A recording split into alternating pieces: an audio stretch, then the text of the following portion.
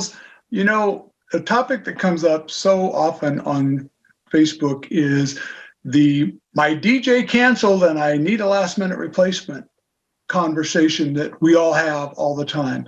So you have to really decide how you want to handle those. But I thought I would tell you my typical approach to doing that. And it evolved over the years. Early on, I was always trying to be the savior and come bring people to the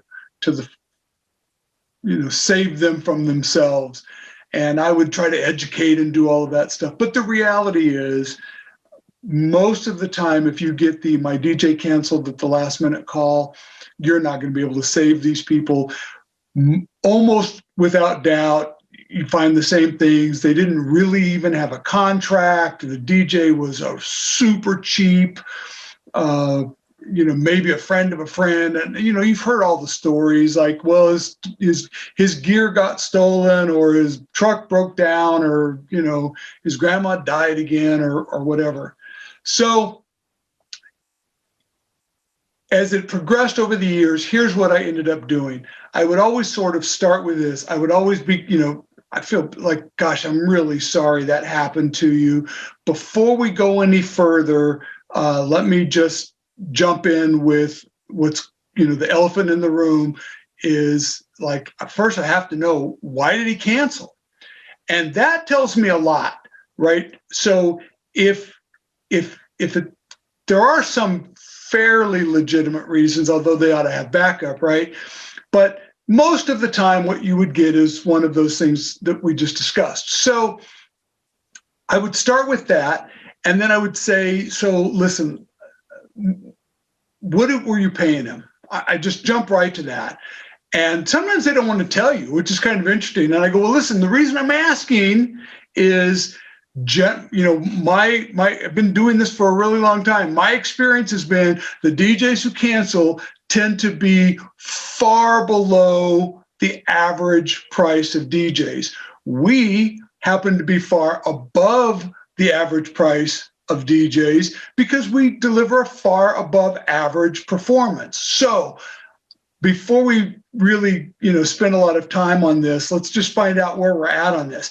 And, most of the time people would say, well, we were going to give him $300 or something along that line, or $500 or some, absurdly low amount. And I would, and by the way, for those of you going, well, that's your market. No, look, there are $300 DJs all over California, all over New York, pick your market. They're all over the place. Nothing we can do about that. Those people exist. So, and I'm sure somewhere there's a $300 DJ who's really good. But, it's the odds are against it, right? So I would start from that. Because frequently what I would get is, well, we were going to give him $300 or $500. And I would go, okay, well, listen, before we go any further, like sometimes I would let my smart ass come in and I'd sort of laugh and I'd go, you mean for the deposit? But I mean, what was the total amount you were paying him? And they would usually go, no, that was the total amount. I'm like, oh, you were going to pay $300 for a DJ to be at your wedding reception for all those, oh my goodness, wow. Yeah, I guess I know I would cancel. I would too, right? But you got to, you have to fill out the client before you're going to go there. You could easily put that on the wrong person and make it be bad. But getting back to the serious aspect of it, I would just generally stop right there and go, so listen, whatever our prices were at the time, right? We were doing this all the way back when we were $500, and then the issue was that, the DJ was going to be paid $150. So fill in your blanks there. But I would always sort of start with that, and I go, listen, before we go any further, there's zero chance that we're going to be able to do anything in that general ballpark. Is that still your budget? And most of the time the answer is yes. And I go, I can't help you. I don't have any referrals. I don't know any reputable and good DJs in that price range. And I know hundreds of DJs. I just don't know anybody in that price range.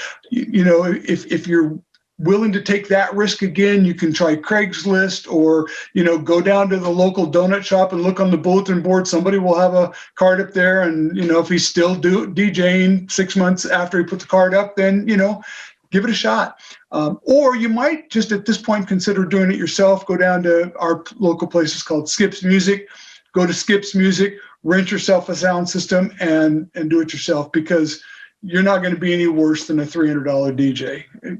You know, at least you'll have some fun doing it yourself. So that's my sort of approach to doing it. You know, there are times when it was a little bit more legit, and or they learned their lesson from the really cheap guy. And it may be that I couldn't help them, but they would say, well, we were paying $5, but I mean, we could go up to like $1,000. Well, I'm not a $1,000 DJ. However, I do know $1,000 DJs in our market who are reputable, who I could refer them to. And I would say, you know, if you're willing to go up to 1,000, then you can really get somebody reputable. And if you're willing to go up to, say, 1,500, then I can refer you to somebody who is reputable and talented, right? So I don't know how important the talent portion is to you.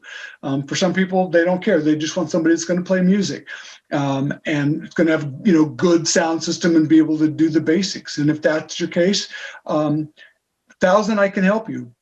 500, I can't. So, and, you know, generally, even look, my minute with Randy Bartlett is 6 minutes long every week. So I'm long-winded, but generally speaking, I could be off that phone call in 3 or 4 minutes, and hopefully with a little bit of sympathy, not much, frankly, because, hey, you know, you brought that on yourself.